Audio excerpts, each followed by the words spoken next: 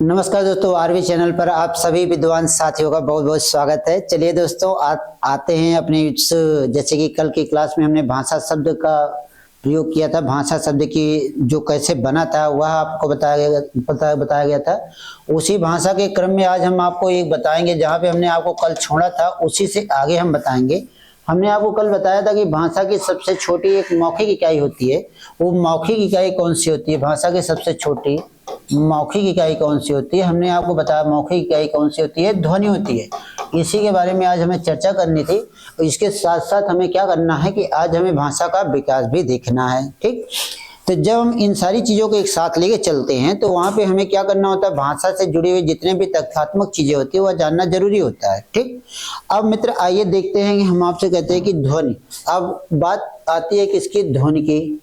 तो ध्वनि जो होती है, ध्वनि को किसी विद्वानों ने कोई परिभाषा नहीं दिया कि ध्वनि की कोई परिभाषा या ध्वनि शब्द को कोई परिभाषित कर सका। ठीक, ध्वनि को किसी ने परिभाषित नहीं किया। लेकिन जब आप देखते हैं कि आपके यहाँ एक आता है भाषा विज्ञान, उस भाषा विज्ञान में ध्वनि को एक नाम दिया जाता है। ध्वनि को एक नाम क्या दिया जाता है? स्वनिम कहा जाता है। या ध्वनि को एक और नाम दिया जाता है जिसे क्या कहा जाता है? फोनिम कहा जाता है। ठीक, लेकिन ध्यान दीजिए, यह ध्वनि का एक दूसरा नाम है। स्वनिम या फोनिम ध्वनि को ही कहा जाता है। लेकिन यह कहाँ जाता है? भाषा विज्ञान में कहा जाता है। जैसे आपकी हिंदी व्याकरण होता है, हिंदी व्याकरण का एक तथ्यात्मक रूप क्या है? भाषा विज्ञान है। उस भाषा विज्ञान में ध्वनि को क्या नाम दिया जाता है? स्वनिम कहा जाता है, या उसी को क्या कहा जाता है? फोनिम कहा जाता है। बातें क्लियर है? और जो स्वनिम और फोनिम कहा जाता है, तो कल की क्लास में हमने आपको लिखवाया था उच्चारण के आधार पर। किसके आधार पर? उच्चारण के आधार पर ध्वनि के प्रकार। उच्चारण के आधार पर ध्वनि के प्रकार की हमने बात कही थी। जब हमने उच्चारण के आधार पर ध्वनि के प्रकार की बात कही थी तो वहां ध्यान देखिए, ध्वनि के कितने प्रकार हमने आपको बताए थे? तो 3 हमने आपको प्रकार बताया था। ठीक है, उच्चारण के आधार पर ध्वनि के कितने प्रकार बताए गए? 3 प्रकार बताए गए थे। एक उसमें क्या था? एक आती है जिसका नाम क्या होता है? संयुक्त ध्वनि होती है। क्या होती है? संयुक्त ध्वनि होती है। ठीक, दूसरी क्या हो जाती है? संपृक्त ध्वनि हो जाती है। ठीक, और तीसरी जो ध्वनि आती है वह क्या हो जाती है? युग्मक ध्वनि हो जाती है। ठीक, तीसरी ध्वनि क्या हो जाती है? युग्मक ध्वनि हो जाती है। ठीक है मित्र, अब हमने आपको यहाँ 3 ध्वनियों के बारे में बताया। बात समझ में आई कि नहीं आई? हमने आपको बताया कि उच्चारण के आधार पर ध्वनि के कितने प्रकार होते हैं। तो कितने प्रकार होते हैं? 3 प्रकार होते हैं। कौन कौन से होते हैं? एक संयुक्त ध्वनि होती है, दूसरा संपृक्त ध्वनि होती है, तीसरे क्या हो जाती है? युग्मक ध्वनि हो जाती है। 3 ध्वनियों के बारे में बताया।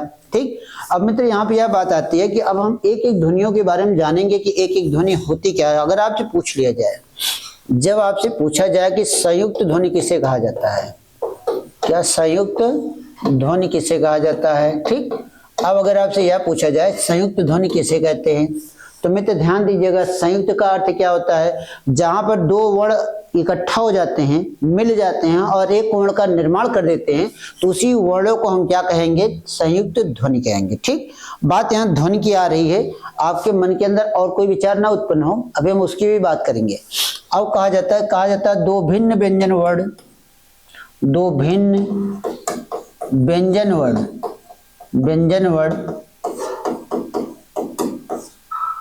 जब मिलकर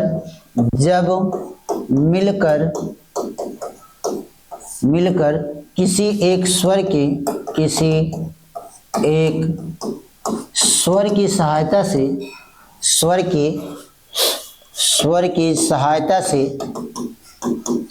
से बोले जाते हैं तो उसे हम क्या कहते हैं? तो उसे हम क्या कह देते हैं? संयुक्त ध्वनि कहते हैं। अब मित्र यहाँ पे एक बार फिर से देख लीजिएगा आप लोग, यहाँ पे क्या कहा गया? 2 भिन्न व्यंजन वर्ण जब मिलकर किसी एक स्वर की सहायता से क्या होते हैं? बोले जाते हैं, तब उसे हम क्या कहते हैं? संयुक्त ध्वनि कहते हैं। ठीक है, तब उसे क्या कहते हैं? संयुक्त। 2 भिन्न व्यंजन वर्ण की बात करते हैं। जैसे अगर हमने आपको सामने एक पा लिखा और इसके साथ एक रा जोड़ दिया तो यह दोनों मिलकर क्या बन जाते हैं? प्र। अब अगर आप देख रहे हैं यहाँ यह अलग ध्वनि है, यह अलग ध्वनि है, दोनों क्या है? व्यंजन वर्ण है। दोनों मिलकर क्या बनाया? प्र बनाया। अब प्र से हमने एक शब्द बना दिया प्रकाश। अगर आपसे कोई पूछा जाए कि कौन से शब्द में कौन सा शब्द युग्मक ध्वनि के साथ आया है, तो इसमें ध्यान रखिएगा युग्मक ध्वनि क्या हो जाएगा, जैसे प्रकाश हो गया, ठीक। जैसे अगर आपके सामने टा के साथ क्या जोड़ दिया जाए, रा, तो यह क्या बन जाता है, ट्रा बन जाता है। अब यह क्या हो गया, जैसे अगर आपके यहाँ क्या चलती है, ट्रक चलती है, तो ट्रक कह दिए। अब जैसे अगर आपके सामने एक लिखा जाए भा, इसके साथ हलन लगाया गया, रा जोड़ा गया, तो क्या बन गया, भ्रा बन गया, या भ्रा से क्या बन गया, भ्रम बन गया, ठीक। अब यह जो वर्ण बने हुए हैं, यही वर्ण क्या कहलाएंगे, संयुक्त ध्वनि कहलाएंगे। यह जो प्रा है यह क्या कहलाएगा, संयुक्त कहलाएगा, ठीक। यह क्या कहलाएगा, संयुक्त कहलाएगा, ठीक। यहाँ पे जो ट्रा है यह संयुक्त कहलाएगा, यहाँ जो भ्रा है यह क्या कहलाएगा, संयुक्त ध्वनि कहलाएगी। क्लियर है। अब आपके जहन में एक बात उत्पन्न यह हो रही होगी कि जैसे कि जो छत तरंग या श्रा होता है, तो आप ध्यान रखिएगा जो छत तरंग या और श्रावण होता है, ठीक, इसे हम एक नाम देते हैं संयुक्त व्यंजन वर्ण कहते हैं, संयुक्त ध्वनि नहीं कहा जाएगा, ठीक है। संयुक्त इसे क्या कहा जाए, संयुक्त व्यंजन वर्ण कहा जाएगा, इसे कभी संयुक्त ध्वनि न कहना, ठीक। संयुक्त ध्वनि का मतलब यह होता है कि जहां पर क्या होगा, दो भिन्न व्यंजन वर्ण मिलकर एक नए वर्ण का निर्माण कर देते हैं जिसका वर्णन हिंदी वर्णमाला में न किया जाए, ठीक, तो उसी को हम क्या कहते हैं, संयुक्त ध्वनि कहते हैं। तो उसे क्या कहा जाता है, संयुक्त ध्वनि कहते हैं। क्लियर है। तीसरी बात आप ध्यान रखिएगा कि यहाँ जो हमने प्रा में, यहाँ जो हमने ट्रा में, या जो भा में यह रा लगाए हैं, इस रा को हमेशा ध्यान रखिए, यह कैसा रा होता है, यह पदेन रा के नाम से जाना जाता है। किस नाम से जाना जाता है, पदेन रा के नाम से जाना जाता है, ठीक है। तो अब यह ध्यान रखिए, यहाँ जो यह जो रा लगा है, इस रा को क्या नाम देते हैं, पदेन रा कहते हैं, ठीक। क्लियर है। आप लोग एकदम विधिवत तैयारी अपनी पुलिस की करिएगा। आपको हम यहाँ से हर एक करके मैटर आपको देंगे, एक एक छोटे से छोटे, बड़े से बड़े लेवल का जितना भी मैटर होता है सब आपको यहीं से अपडेट किया जाएगा। पढ़ाने के लिए वर्णमाला भी हम पढ़ा सकते थे, पढ़ा सकते हैं भी और पढ़ाएंगे भी, यह भी तय है। लेकिन क्या होता है, जो छोटी चीजें होती है, जो छोटी चीजें हम लोगों से मिस होती है, उन चीजों के बारे में हम पहले बात कर लेते हैं। अब यह क्या, यह ध्यान रखिए जो प्रा के साथ, क्रा के साथ, जैसे यह जो प्रा आया है, क्रा होता है, ट्रा होता है, इन जो यहाँ पर जो यह रा का रूप जो जाता है, इन रा के रूप को हम एक नाम देते हैं, क्या कहते हैं, पदेन रा कहते हैं, ठीक। इसे क्या नाम दिया जाता है, पदेन रा के नाम से जाना जाता है। तो बात मित्र क्लियर हुई कि संयुक्त ध्वनि किसे कहा गया, मतलब दो भिन्न व्यंजन वर्ण जब मिलकर क्या हो जाएंगे, किसी एक वर्ण का निर्माण करेंगे, जिससे किससे कैसे बोला जाएगा, स्वर की सहायता से बोला जाएगा, तब उसी को हम क्या कहेंगे, संयुक्त ध्वनि कहेंगे। और जो इसके साथ रा लगा होता है, इस रा को हम क्या नाम देते हैं, पदेन रा के नाम से जानते हैं। बात क्लियर हो गई यहाँ तक। अब हम आगे बढ़ते हैं। अब एक ध्वनि यहाँ क्लियर हो गई। अब इसके बाद फिर एक दूसरी ध्वनि आती है। एक दूसरी ध्वनि कौन सी आती है, वह भी आप देखिएगा। दूसरी ध्वनि कौन सी होती है मित्र, दूसरी एक ध्वनि होती है जिसका नाम क्या होता है, संपृक्त ध्वनि। क्या हो जाता है, संपृक्त ध्वनि की बात होती है, ठीक। किसकी बात होती है, संपृक्त ध्वनि की। संपृक्त ध्वनि मतलब क्या हो जाता है, कहा जाता है जब दो भिन्न व्यंजन वर्ण, दो भिन्न व्यंजन वर्ण, भिन्न व्यंजन वर्ण, दो भिन्न व्यंजन वर्ण किसी एक ध्वनि की सहायता से, किसी एक ध्वनि की सहायता से, ध्वनि की सहायता से बोले जाते हैं, तो उसे हम क्या कहते हैं, तो उसे क्या कहा जाता है हमें, तो संयुक्त ध्वनि कहते हैं। तो उसे क्या कहते हैं हम, संयुक्त ध्वनि कहते हैं, ठीक। तो उसे क्या कहा जाता है, संयुक्त ध्वनि कहते हैं, सॉरी संपृक्त ध्वनि कहते हैं। जैसे अगर आपके सामने एक शब्द लिखा जाता है, कहा जाए महात्मा, महात्मा में अगर आप देख रहे हैं ता और माँ आया है, ता का उच्चारण किसके साथ हो रहा है, माँ के साथ हो रहा है, तो यही ध्वनि क्या कहलाएगी, संपृक्त ध्वनि कहलाएगी, ठीक। किसके साथ, जैसे अगर आपने कह दिया अच्छा, क्या कहा, अच्छा कहा, अच्छा में चा का उच्चारण किसके साथ हो रहा है, अच्छा के साथ। हमने वही कहा जब दो भिन्न व्यंजन वर्ण किसी एक ध्वनि की सहायता से बोले जाते हैं, तब उसे हम क्या कहते हैं, संयुक्त कहते हैं। और देखिए चा का उच्चारण किसके साथ हुआ, छा के साथ हुआ, ठीक। जैसे आपके अंदर क्या है, आत्मा है, ता का उच्चारण किसके साथ हुआ, माँ के साथ हुआ। अगर आप देखिए कि इस समय ठंड बहुत ज्यादा है तो कंबल की आवश्यकता पड़ती है, किसकी आवश्यकता पड़ती है, कंबल की आवश्यकता पड़ती है। तो जैसे कहा जाए कंबल, कंबल कहा गया। अगर आपको सामने लिखा जाए चंबल, संबल, संबल, मक्खन, मक्खन, यह सारे जो शब्द हमने लिखा, इसमें अगर आप देख रहे होंगे तो इसमें अगर आप देख रहे होंगे तो इसमें माँ और बा आया है, माँ बा आया है, माँ बा आया है, का खा आया है, इसमें तामा आया, चाचा आया, तामा आया। यह सारे वर्ण क्या हो रहे हैं, अब ध्यान दीजिएगा, यहाँ ता का उच्चारण किसके साथ हो रहा है, माँ के साथ। चा का उच्चारण किसके साथ हो रहा है, छ के साथ। ता का उच्चारण माँ के साथ। का का उच्चारण खा के साथ। माँ का उच्चारण बा के साथ। ठीक, तो जो यह इस जो आधार ध्वनि है इसका उच्चारण इसके साथ जो हो रहा है, इसी वजह से इसे क्या नाम दिया जाता है, संपृक्त ध्वनि नाम दिया जाता है। क्या नाम दिया जाता है, इसे संपृक्त ध्वनि नाम दिया जाता है। बात क्लियर हो गई। अब हम इसके आगे बढ़ते हैं, तो इसके जब हम आगे बढ़ते हैं तो आपको एक मिलती है क्या, संयुक्त युग्मक ध्वनि। क्या मिलती है, युग्मक ध्वनि मिलती है। ठीक, क्या मिलती है, युग्मक ध्वनि मिलती है। ठीक, कौन सी ध्वनि मिलती है, युग्मक ध्वनि मिलती है। अब आप युग्मक, बात आई किसकी, युग्मक ध्वनि की। ठीक, युग्मक किसे कहा जाता है, कहा जाता है जो एक व्यंजन वर्ण के, जब एक व्यंजन वर्ण के, एक व्यंजन वर्ण के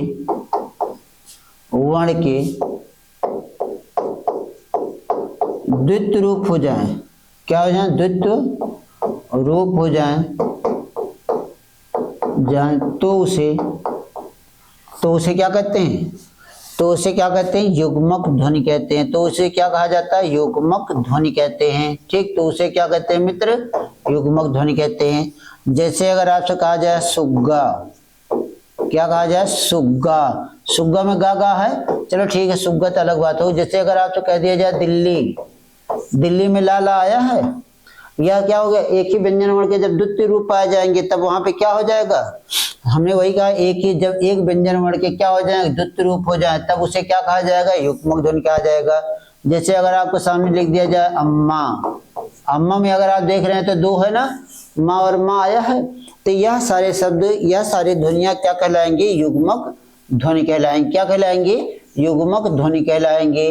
तो बात यहाँ तक क्लियर हुई हमारी आपकी। हमने आपको बताया कि उच्चारण के आधार पर ध्वनि के कितने प्रकार होते हैं, तो 3 प्रकार होते हैं। कौन कौन से हो गए, संयुक्त ध्वनि हुआ, संयुक्त संपृक्त ध्वनि हुआ और युग्मक ध्वनि हुई। ठीक, यह जो 3 ध्वनियां आई है उच्चारण के आधार पर ध्वनि के प्रकारों में बांटा गया। ठीक, अब मित्र यहाँ पे बात यह आती कि यह तो हमने आपको भाषा के संदर्भ में बता दिया, लेकिन ध्यान दीजिएगा, अब क्या हम लोग जो नया एक मुद्दा उठाएंगे, नया जो मुद्दा उठाया जाएगा वह मुद्दा किसका होगा, यह आप बताएंगे। जो नया मुद्दा होगा वह किसका हो जाएगा।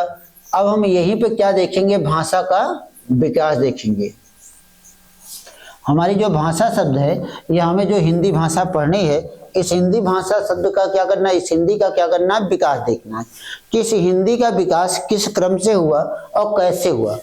तो मित्र यह आप जानते ही होंगे कि हिंदी जो हमारी आई है, हिंदी की आदि जननी भाषा के रूप में कौन सी भाषा आती है, संस्कृत भाषा आती है। ठीक, तो हमारे भारत की अगर हम बात करते हैं तो भारत में सबसे पहले क्या आई थी, सबसे पहली भाषा कौन सी आई थी, संस्कृत भाषा आई थी। जो देन किसकी मानी जाती थी, कुछ लोग आर्य की मानते हैं, कुछ उसी आर्य को ईरानी कहते थे, ईरानी से भी माना जाता है। ठीक, दोनों ने एक ही काम किया था कि भारत में सभ्यताओं का उदय, भाषा का प्रचार प्रसार, या बहुत सारी जो आज भारत में सारी चीजें प्रचलित हैं वह सारी चीजें किसकी देन मानी जाती है, आर्यों की। हम आप क्या माने जाते हैं, आर्यों के वंशज माने जाते हैं, जो आज हम विभिन्न वर्गों में बटे हुए, समूहों में बटे हुए। ठीक, अब देखिए जब हमारे यहाँ भाषा का जो विकास होता है, तो भाषा का विकास शुरू कहाँ से होता है, तो भाषा का विकास शुरू होता है हमारी कौन सी भाषा से, संस्कृत भाषा से। किस भाषा से, संस्कृत भाषा शुरू होती है। ठीक, किस भाषा शुरू होती है, संस्कृत भाषा से होती है। ठीक, किस भाषा से होती है मित्र, संस्कृत भाषा से। ध्यान दीजिएगा, जो संस्कृत भाषा का जब हमारे यहाँ प्रचलन प्रारंभ हुआ था, वह जब भाषा का रूप में प्रयोग किया जाता था, तो वह जो संस्कृत थी वह बहुत ही कठिन और बहुत ही क्लिष्ट थी। ठीक, लेकिन क्या हुआ, जैसे उस कठिन और क्लिष्ट को क्या किया गया था, धीरे धीरे एक एक करके आगे बढ़ाया गया। जब एक एक करके आगे बढ़ाया गया तो उसका एक अलग ही भाव उत्पन्न हुआ। तो जैसे यह जो संस्कृत भाषा रही, तो संस्कृत भाषा हमारी जो थी वह दो वर्गों में बट गई। कितने वर्गों में बटी? दो वर्गों में बट गई। दो वर्गों में जब बटी तो एक संस्कृत को हमने क्या नाम दे दिया? वैदिक संस्कृत नाम दिया। क्या नाम दिया? वैदिक संस्कृत नाम दे दिया। दूसरे को क्या कह दिया गया? दूसरे को क्या कह दिया गया? लौकिक संस्कृत कह दिया गया। क्या कहा गया? लौकिक संस्कृत कहा गया। ठीक, तो हमारी जो संस्कृत थी वह कितने भागों में बट गई थी? दो भागों में बट गई। कौन कौन सी? एक वैदिक, दूसरा लौकिक के रूप में बट गई। लेकिन ध्यान दीजिएगा मित्र, इसी लौकिक संस्कृत से ही हमारे यहाँ आज हिंदी का विकास हुआ। इस लौकिक संस्कृत से एक भाषा है जिसका नाम क्या रहा? पाली। पाली भाषा कहा गया। क्या कहा गया उसे? पाली भाषा कहा गया। अब पाली से एक भाषा है जिसका नाम क्या रहा? प्राकृत भाषा रहा। ठीक, भाषा रही। ठीक, अब प्राकृत भाषा से एक भाषा निकल कर आई जिसका नाम क्या रहा? अपभ्रंश भाषा के नाम से जाना गया। ठीक, अपभ्रंश भाषा कहा गया। ठीक है, उसके बाद फिर एक आई भाषा जिसका नाम क्या रखा गया? अवहट्ट भाषा रखा गया, जिसे पुरानी हिंदी के नाम से जाना जाता है। अभी चर्चा होगी। और इसी के बाद फिर हमारे क्या हो गए? हिंदी का विकास हो गया। ठीक मित्र, यहाँ तक बात क्लियर हुई कि हम जैसे कि हमारे यहाँ जब भाषा का प्रारंभ हुआ तो भाषा का प्रारंभ कहाँ से होता है? संस्कृत भाषा से होता है। ठीक, अब इस संस्कृत भाषा से चलकर हम सबसे पहले जो भाषा आई थी संस्कृत, उसे वैदिक नाम दे दिए। दूसरी को नाम क्या दे दिया हमने? लौकिक संस्कृत नाम दे दिया। ठीक, अब लौकिक संस्कृत से एक भाषा आई जिसे क्या कहा गया? पाली। पाली से एक भाषा आई प्राकृत। प्राकृत से उत्पन्न हुई अभ्रंश। अभ्रंश से उत्पन्न हुई क्या हो गई? अवहट्ट भाषा हो गई। कौन सी भाषा हो गई? अवहट्ट भाषा हुई। अवहट्ट से उत्पन्न हुई तो क्या हो गई? हमारी हिंदी भाषा हो गई। ठीक, अब हम लोग जो आज पढ़ने पढ़ाने के क्रम से जुड़े हुए हैं वह हिंदी भाषा के क्रम से जुड़े हुए हैं। ठीक, किसके क्रम से जुड़े हुए हैं? हिंदी भाषा के क्रम से जुड़े हुए हैं। अब मित्र यहाँ यह ध्यान रखिएगा कि यहाँ जो भाषा आपके सामने रखी गई है, जो भाषा आपके सामने रखी गई है, इन सभी भाषा का विद्वानों ने अपना अपना एक समय निश्चित किया। ठीक, संस्कृत भाषा का समय निश्चित किया, वैदिक और लौकिक का बंटवारा किया। ठीक, प्राकृत का किया, पाली का किया, अपभ्रंश का किया, अवहट्ट का किया, हिंदी का किया। लेकिन हिंदी का अब तक भी चलता आ रहा है। उस समय भी तो था ही, लेकिन हिंदी अब तक भी चलती आ रही। तो इस तरह से क्या हो गया? सभी विद्वानों ने अलग अलग रूप से अपनी अपनी भाषा का बंटवारा किया। ठीक, और जब अलग अलग रूप से अपनी अपनी भाषा का बंटवारा किया तो उस बंटवारे को किस तरह से देखा गया, यह आप देखिए। अब देखिए कि जो संस्कृत भाषा रही, संस्कृत भाषा का जो समय माना गया, समय क्या माना गया यह आप जानिएगा। इसका समय माना गया 1500 से 500 ईसा पूर्व माना गया। क्या माना गया? 1500 से 500 ईसा पूर्व, मतलब आज के समय से 57 साल पहले वाला माना गया था। ठीक है, जब वैदिक संस्कृत का समय आया तो वैदिक संस्कृत 1500 से 1000 ईसा पूर्व मान लिया गया। ठीक, अब जब लौकिक संस्कृत का समय आया, इसका समय क्या माना गया? अब कहाँ खत्म हुई है? 1000 में खत्म हुई है, तो इसका 1000 से लेकर 500 ईसा पूर्व की बात हो गई। ठीक, 1000 से कहाँ तक हुई? 500 ईसा पूर्व की बात हो गई।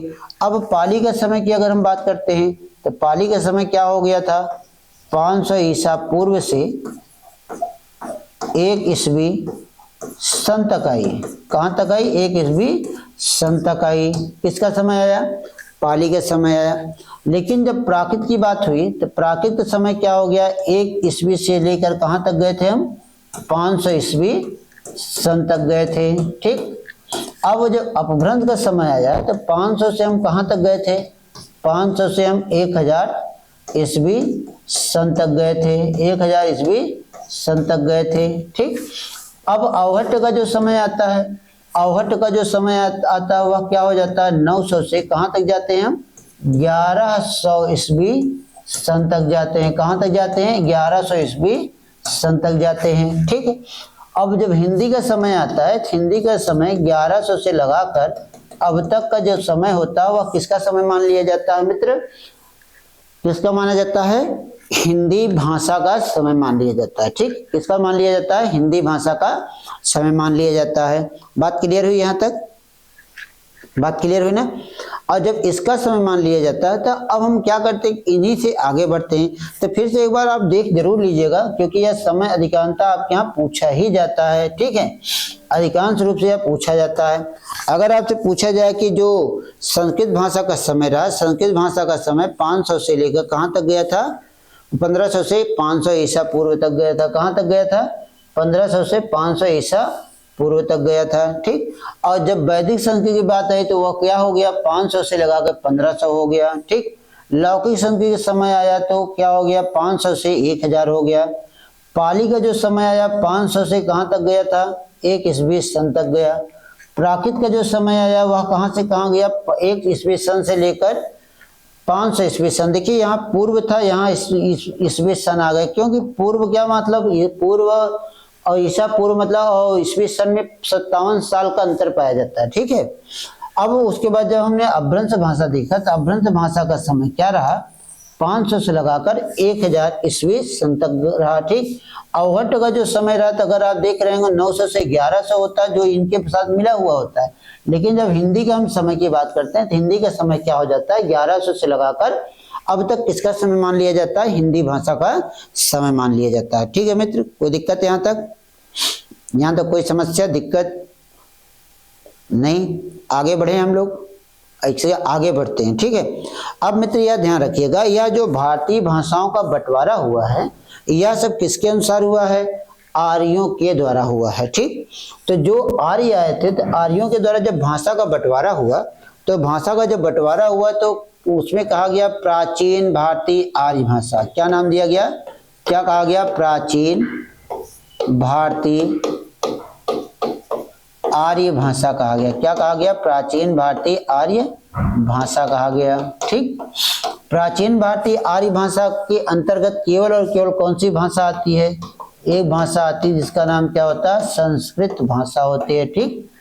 क्या होता है, संस्कृत भाषा होती है, ठीक है।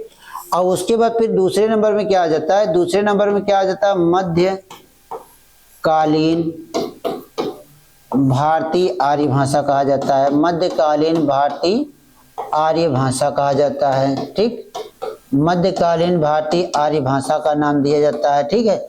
अब मित्र यहाँ पे याद ध्यान देना है कि मध्यकालीन भारतीय आर्य भाषा में कौन कौन सी भाषा आती है। तो जब मध्यकालीन भारतीय आर्य भाषा की अगर हम बात करते हैं तो इसमें एक भाषा आती है जिसका नाम क्या होता है, पाली। एक और भाषा आती है जिसका नाम क्या होता है, प्राकृत। एक और भाषा आती है जिसका नाम क्या होता है, अपभ्रंश। क्या हो जाता है, अपभ्रंश हो जाता है, ठीक। तो क्यों कौन कौन सी भाषा आई, पाली, प्राकृत और अपभ्रंश भाषा आ गई, ठीक है। तो यह जो 3 भाषा आती है, 3 भाषा को जो होती है वह कहाँ आती है, मध्यकालीन भारतीय आर्य भाषा में आती है, ठीक। देखिए ठंड बहुत है, मुंह चल रहा बराबर, ठीक है, आगे चलते हैं। अब देखिए इसके बाद फिर एक आ जाती है आधुनिक भारतीय आर्य भाषा। क्या आ जाती है, आधुनिक भारतीय आर्य भाषा की बात आ जाती है, आधुनिक भारतीय आर्य भाषा की बात आती है। आधुनिक भारतीय आर्य भाषा में कौन सी भाषा आती है, यह आपको हम बता दें। आधुनिक भारतीय आर्य भाषा में केवल और केवल क्या आ जाती है, हिंदी आती है, और हिंदीतर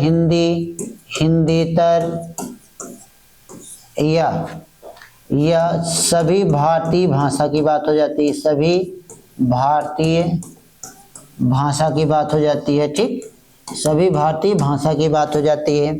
तो मित्र यहाँ देखिएगा कि कभी कभी आपसे यहाँ पे पूछा जाता है कि मध्य प्राचीन भारतीय आर्य भाषा का समय क्या होता है, ठीक। तो प्राचीन भारतीय आर्य भाषा का जो समय होता है वह कहाँ से होता है, 1500 से 500 ईसा पूर्व हो जाता है, ठीक। और जब मध्यकालीन भारतीय आर्य भाषा का समय माना जाता है तो वह 500 ईसा पूर्व से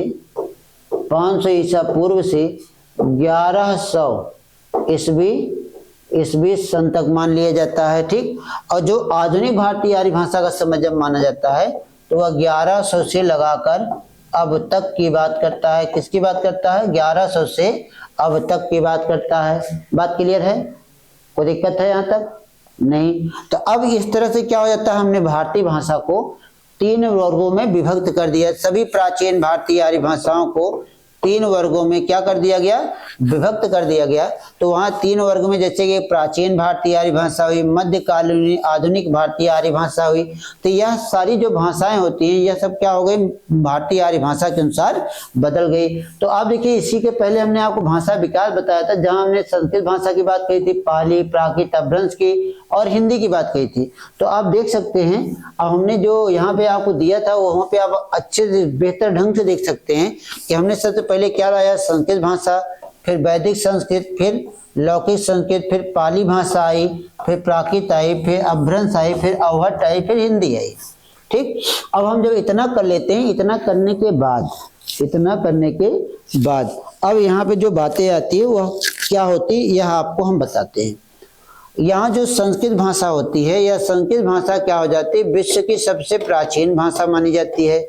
विश्व की क्या मानी जाती है, सबसे प्राचीन भाषा मानी जाती है। ठीक, प्राचीन भाषा मानी जाती है। ठीक, और संस्कृत भाषा का जब प्रारंभ हुआ था तो प्रारंभ में इसमें क्या किया गया था कि देवी और देवताओं के गुणों का गुणगान किया गया था, उनके जो कार्य थे उनका गुणगान किया गया था।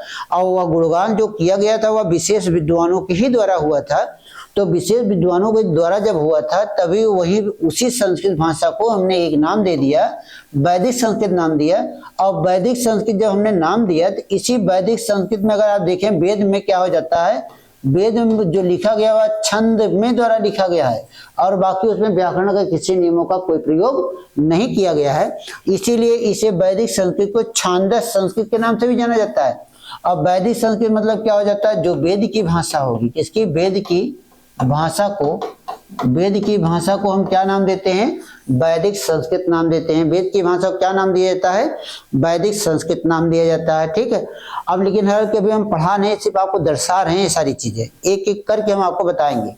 और देखिए वेद की भाषा को क्या कहा जाता है, वैदिक। अब वेदों की संख्या कितनी होती है मित्र, 4 होती है। तो आप सभी जानते हैं, ऋग्वेद, यजुर्वेद, अथर्ववेद, सामवेद। ठीक, और अगर यह देखा जाए पूरे विश्व की अगर हम बात करते हैं, पूरे विश्व में सबसे पहले हाथ से लिखा हुआ ग्रंथ कौन सा रहा, ऋग्वेद माना गया। ठीक है, लेकिन ध्यान, चलिए छोड़िए अभी तो इसकी और व्याख्या होगी। लेकिन वैदिक संस्कृत बाद एक संस्कृत निकल कर आई जिसका नाम क्या रहा, लौकिक।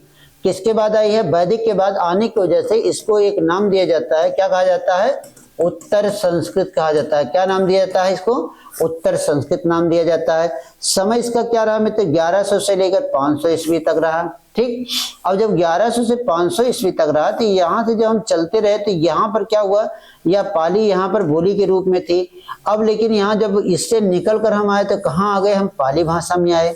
इसका समय मान लिया जाता है, पाली भाषा का जो समय माना जाता है वह किसका मान लिया जाता है, गौतम बुद्ध का माना जाता है। किसका माना जाता है, गौतम बुद्ध का यह समय मान लिया जाता है। पाली भाषा का समय किसका माना जाता है, गौतम बुद्ध का समय मान लिया जाता है। लेकिन जब प्राकृत भाषा का समय माना जाता है तो वह किसका माना जाता है, महावीर स्वामी का समय माना जाता है। ठीक है, अपभ्रंश का समय किसी का नहीं माना जाता, अपभ्रंश का समय किसी का नहीं माना जाता। अपभ्रंश का अपना एक समय होता है जो समय 500 से 1000 होता है। और इसी अपभ्रंश से ही क्या हुआ था, हिंदी का विकास हुआ था। इसीलिए कहा जाता है, ध्यान दीजिएगा, ध्यान से सुनिएगा, अगर आपसे कभी पूछा जाए कि हिंदी की आदि जननी भाषा किसे कहा जाता है। ठीक, और यहीं पर अगर आपसे कह दिया जाए हिंदी की जननी भाषा किसे कहा जाता है, जननी भाषा किसे कहा जाता है, हिंदी की जननी भाषा किसे कहा जाता है। ठीक, अब आदि जननी और जननी दो चीजें आई हैं। अब आदि जननी के रूप में कौन सी भाषा चली जाती है मित्र, संस्कृत भाषा चली जाती है। ठीक, और जननी भाषा के रूप में कौन चला जाता है, जननी भाषा के रूप में क्या हो जाता है, अपभ्रंश भाषा को माना जाता है। ठीक है, किसको माना जाता है, अपभ्रंश भाषा को माना जाता है। यह बात अपने जहन में बना के रखिएगा मित्र, कि अगर आपसे पूछा जाए आदि जननी की बात कही जाए तो किसको, संस्कृत भाषा को। लेकिन अगर जननी की बात कही जाए तो किसको माना जाएगा, अपभ्रंश भाषा को माना जाएगा। बात क्लियर है। अब हम देखिए कि यहीं पे हम आगे एक और हमने मुद्दा आपको बताया था कि सभी जो भारतीय भाषा रही उन्हें 3 वर्गों में विभक्त कर दिया गया था। लेकिन ध्यान से देखिएगा, भाषा का जो विकास होता है, विकास का जो एक क्रम होता है, संस्कृत भाषा होती है। संस्कृत से कहाँ जाते हैं हम? पाली में जाते हैं। पाली से कहाँ जाते हैं हम? प्राकृत में जाते हैं। और प्राकृत से कहाँ जाते हैं हम? अपभ्रंश में जाते हैं। ठीक, कहाँ जाते हैं? अपभ्रंश में जाते हैं। और अपभ्रंश से सीधे कहाँ चले जाते हैं? हिंदी में चले जाते हैं। तो मित्र यह ध्यान रखिएगा, हिंदी की जब जननी भाषा पूछा जाएगा तो क्या हो जाएगा? आदि जननी भाषा कौन सी हो गई? आदि जननी कौन सी हुई? संस्कृत भाषा हुई। लेकिन हिंदी की जब जननी की बात कही जाएगी तो यह जननी भाषा कौन सी हो जाएगी? अपभ्रंश भाषा हो जाएगी। ठीक, तीसरी बात ध्यान रखिएगा, तीसरी बात ध्यान रखिएगा, विश्व में सर्वाधिक जो है बोली जाने वाले चौथे स्थान पर कौन सी भाषा होती है? चौथे स्थान पर सबसे ज्यादा, मतलब कि जितनी भाषा होती हैं उन सभी भाषाओं में जो प्रयोग करने के आधार देखा जाता है तो चौथे स्थान पर कौन सी भाषा है? हिंदी भाषा है। ठीक, दूसरी बात यह ध्यान रखिएगा, संस्कृत भाषा की उत्तराधिकारी भाषा के रूप में कौन माना जाता है? हिंदी। अर्थात संस्कृत की उत्तराधिकारी भाषा कौन सी हो? उत्तराधिकारी भाषा कौन सी होती है? उत्तराधिकारी भाषा कौन सी होती है भैया? उत्तराधिकारी भाषा कौन सी होती है? हिंदी भाषा होती है। ठीक, उत्तराधिकारी भाषा कौन सी होती है? हिंदी भाषा होती है। तो इस तरह मित्र इन सारी चीजों को आप एकदम अपडेट करिएगा। अब हम लोग जो पढ़ेंगे हम लोग एक एक भाषा को लेकर पढ़ेंगे। सबसे पहले संस्कृत देखेंगे, संस्कृत से क्या निकल कर आई है? पाली और प्राकृत, संस्कृत भाषा से एक वैदिक संस्कृत आई है या, और दूसरी क्या आई है? लौकिक संस्कृत आई है, यह देखा जाएगा। ठीक, और उसके बाद वैदिक और लौकिक देखने के बाद पाली देखेंगे, प्राकृत देखेंगे और अपभ्रंश भाषा देखेंगे। ठीक, तो इन सारी भाषाओं को हम देखेंगे और इन सारी भाषाओं को एक साथ लेकर आगे बढ़ेंगे। ठीक है, तो अब हमारी जो कल से क्लास हमारी आपकी स्टार्ट होगी, तो वह जो कल से स्टार्ट होगी वो कहाँ से होगी? संस्कृत भाषा से होगी। लेकिन आज हमने जितना कुछ बताया उन सारी चीजों पर विशेष गौर करिएगा कि सबसे प्राचीन भाषा कौन सी होती है? संस्कृत भाषा होती है, जिसमें वेद लिखे गए थे उसको वैदिक कहते हैं। ठीक, बाकी और वैदिक के बाद जब लौकिक आई, लौकिक को हम बाद में आई तो इसलिए उत्तर संस्कृत कह दिए। हमने आज कुछ मुद्दे की बात कही है, हमने बहुत ज्यादा आपको विधिवत नहीं बताया है। कल से एक एक भाषा को लेकर एक एक विधिवत तरीके से बात किया जाएगा कि किस भाषा में कौन सा कितने वर्ण होते हैं और कहाँ से वर्णमाला का निर्माण हुआ है। जो वर्णमाला का निर्माण हुआ उसका प्रयोग कितने दिनों तक चला और कितने दिनों के बाद तक नहीं चला, और वही वर्णमाला लेकर हम कहाँ आए होते हैं? हिंदी में आए होते हैं। तो कैसे आए होते हैं? लेकिन कैसे आए होते हैं? लौकिक से पाली, पाली से प्राकृत, प्राकृत से अपभ्रंश, अपभ्रंश से अवहट्ट जाते हैं और अवहट्ट से कहाँ चले जाते हैं? हिंदी में चले जाते हैं। तो इन सारी चीजों को हम क्या करेंगे? एक एक करके इसका व्याख्यान लेंगे। उसके बाद हम लोग क्या शुरू करेंगे? हिंदी का व्याकरण शुरू करेंगे। और व्याकरण में शुरू करने के लिए हमें सबसे पहले एक मुद्दा होता है जिसका क्या कहा जाता है? वर्णमाला कहा जाता है। तब तक के लिए मित्रों आप लोग इन सारी चीजों का एंजॉय करिए, मजे लीजिए, आप अपने एग्जाम की बढ़िया तैयारी करिए और आरवी चैनल को थोड़ा सा प्रमोट करिए, शेयर करिए। आप लोग जिन लोगों को वीडियो अच्छी लगे वो अपने ज्यादा से ज्यादा दोस्तों को शेयर करें। आपको पर डे एक क्लास आपको हिंदी की मिलेगी जो आपकी पुलिस के एग्जाम, दरोगा के एग्जाम के लिए क्या होगी? बहुत ही कारगर सिद्ध होगी। पढ़ आप बहुत दिनों से रहे हैं, पढ़ भी रहे हैं, पढ़ते रहेंगे भी, लेकिन जो आप एग्जाम देने जा रहे हैं उसके दृष्टिकोण से यह हिंदी आपके लिए बहुत ही कारगर सिद्ध होगी, यह निश्चित है। आप एक बार पढ़िएगा, एग्जाम दीजिएगा, उसके बाद फिर आप कमेंट बॉक्स में आके लिख देना, जब भी वीडियो खोलना तो कमेंट बॉक्स में लिख देना कि क्या क्या आया था। और इसी चैनल के माध्यम से हम आपको यूपी सिपाही के लिए अभ्यास का एक सिलसिला चलाएंगे जहां पर आपका एक अभ्यास भी चलता रहेगा। तो चलिए दोस्तों, आज की क्लास यहीं पर समाप्त करते हैं। बाकी हम पुनः कल आपको मिलते हैं 3:15 बजे मिलते हैं। और तब तक के लिए आप सभी मित्रों को धन्यवाद। जय हिंद, जय भारत।